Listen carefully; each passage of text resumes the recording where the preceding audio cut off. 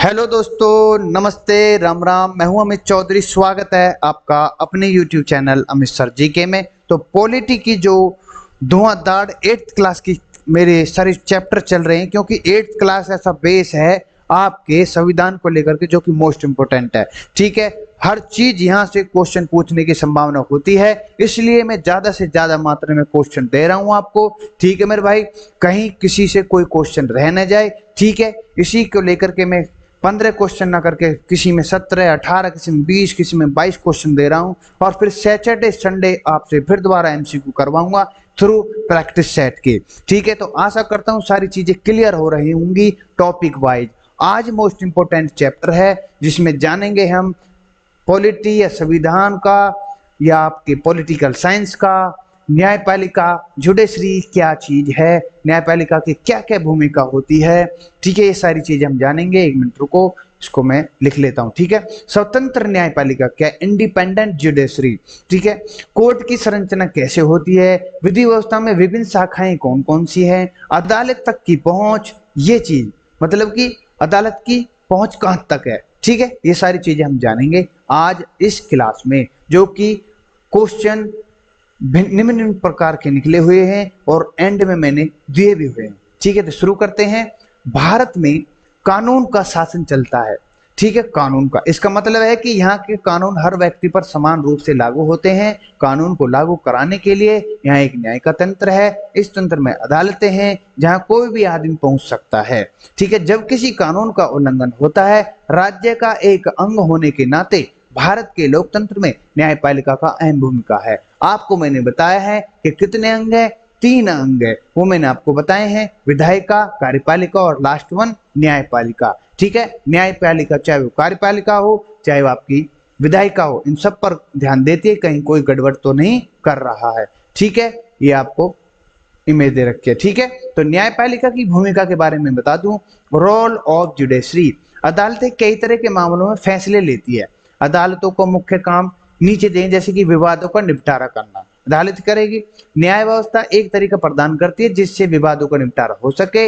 ये विवाद नागरिकों के बीच, नागरिकों और सरकार के बीच, 2 राज्य सरकारों के बीच या केंद्र राज्य सरकारों के बीच हो सकते हैं, जिनका निपटारा कौन करेगी, न्यायपालिका। ठीक है, न्यायिक समीक्षा क्या होती है, संविधान की व्याख्या का मुख्य अधिकार न्यायपालिका है। बिल्कुल, संविधान की व्याख्या कौन करेगी, न्यायपालिका करेगी। ठीक है मेरे भाई, उसमें बैठा जज करेगा। इस नाते न्यायपालिका के पास यह अधिकार होता है कि अदालत को यदि यह लगता है कि संसद द्वारा पारित कोई कानून संविधान के मौलिक ढांचे का उल्लंघन करता है, तो न्यायपालिका उस कानून को खारिज कर सकती है। इतनी पावर होती है उसके अंदर। ठीक है, इस प्रक्रिया को न्यायिक समीक्षा कहते हैं।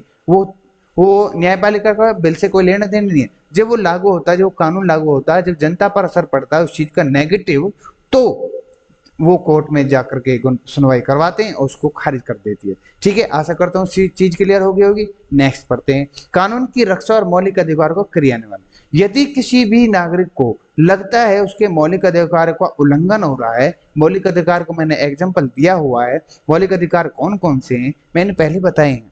ठीक है, अभी आशा करता हूँ सारी चीजें समझ में आ रही। अब आप समझ रहे हो आर्टिकल कब करवाएगा, कब करवाएगा। आर्टिकल अभी ना आएंगे, आर्टिकल पहले आपके जड़ तो मजबूत कर दो ढंग से, क्या हर चीज क्या है उनमें। अब मैं कहीं भी कुछ भी बोल दूंगा, अधीनस्थ न्यायालय क्या है ये, और आर्टिकल इतने में दे रखो। अब अधीनस्थ न्यायालय के बारे में ना पता तुम्हें, आर्टिकल पता हो पर तुम्हें बाकी चीज तो जानो क्या चीज है वो। ठीक है, तो इसी प्रकार से लगे रहेंगे, बढ़िया तरीके से समझाऊंगा। स्वतंत्र न्यायपालिका के बारे में जानेंगे, जो इंडिपेंडेंट जुडिशरी, जैसे हमारे भारत में है स्वतंत्र। बिल्कुल, अगर न्यायपालिका पर राजनेताओं की पकड़ हो जाए, जो ये न्यायपालिका आज हमारी नेताओं की पकड़ हो जाए, तो कोई भी जज स्वतंत्र फैसले नहीं ले पाएगा।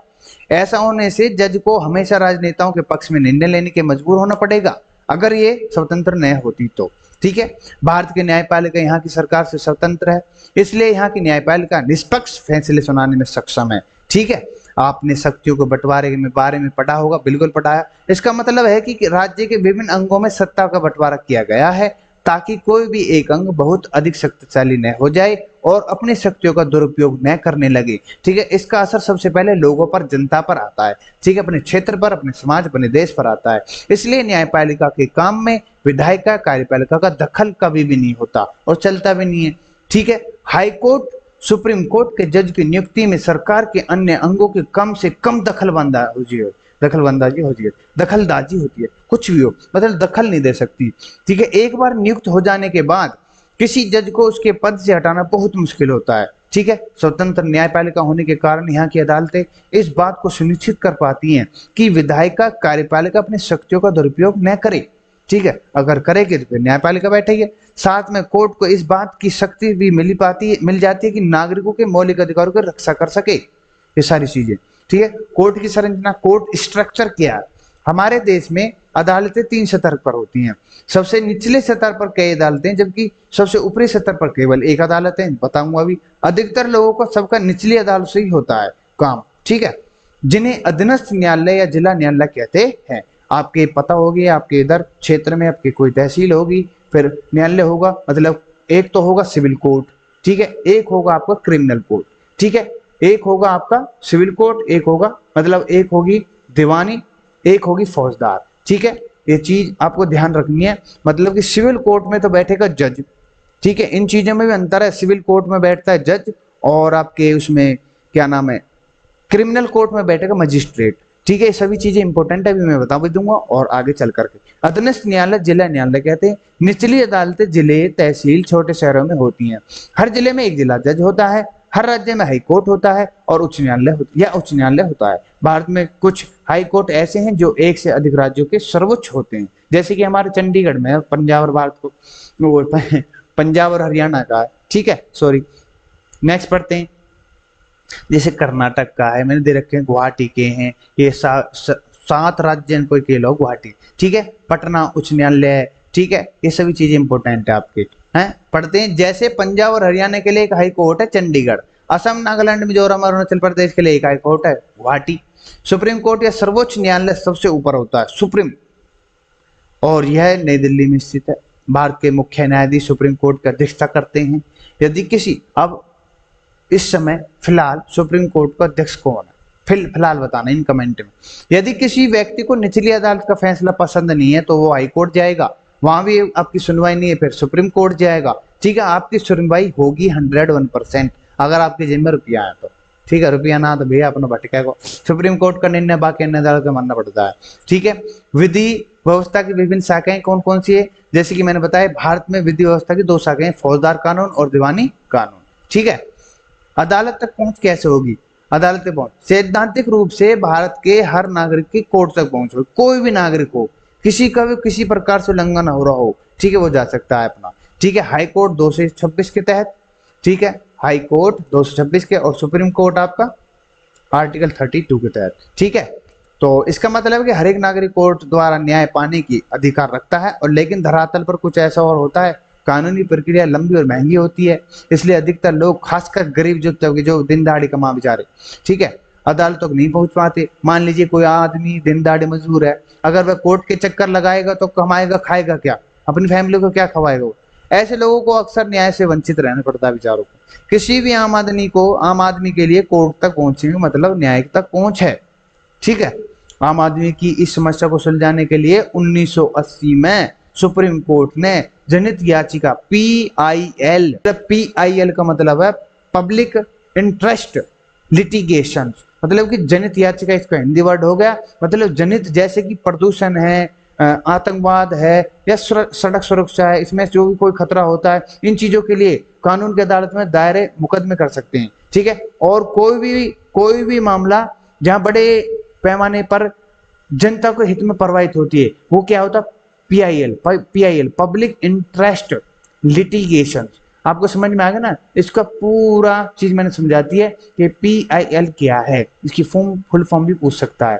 इसके अनुसार कोई भी व्यक्ति आम आदमी की समस्या को लेकर हाई कोर्ट या सुप्रीम कोर्ट में जनहित याचिका दाखिल कर सकता है। सिंपल है, ताकि लोगों को न्याय मिल सके। ठीक है, हर एक लोग को। PIL कब बना? 1980 में। ठीक है, याचिका दायर। कई बार ऐसा भी होता है जब कोर्ट का फैसला आम आदमी के हितों में विपरीत होता है। इसे समझने के लिए कुछ ऐसे आदेशों को ध्यान ले सकते हैं। जब कोर्ट किसी झुग्गी झोंपड़ी को खाली कराने के आदेश देता है, मजदूर तबके लोग अक्सर उन कारखानों के पास झुग्गी बनाकर रखने लगते हैं जहां वे काम करते हैं। अगर उनकी झुग्गियों को उजाड़ा जाता है तो उनकी आजीविका छिन जाती है। 1950 की ओल्गा टेलिस बनाम बॉम्बे म्युनिसिपल कॉर्पोरेशन के केस में कोर्ट ने झुग्गी में रहने वाले लोगों के पक्ष में फैसला दिया था ताकि इन लोगों की आजीविका सुरक्षित रह सके। पर लेकिन आजकल तुम्हें पता है भाई, मैं ना कहूँ कुछ भी। हाँ, हरियाणा का उच्च न्यायालय कहाँ पर स्थित है? पंजाब में, चंडीगढ़ में, दिल्ली में, गुरुग्राम में, शिमला है। तो सी इज द राइट आंसर। प्रत्येक नागरिक का जीवन का मौलिक अधिकार किसी में अनुच्छेद में, ये मैं जब बताऊंगा, आर्टिकल 21 में। फिलहाल तो भारत के सर्वोच्च न्यायालय की स्थापना, क्वेश्चन है कि सर्वोच्च न्यायालय की स्थापना कब हुई? 26 जनवरी 1950 को, जब हमारा संविधान लागू हुआ।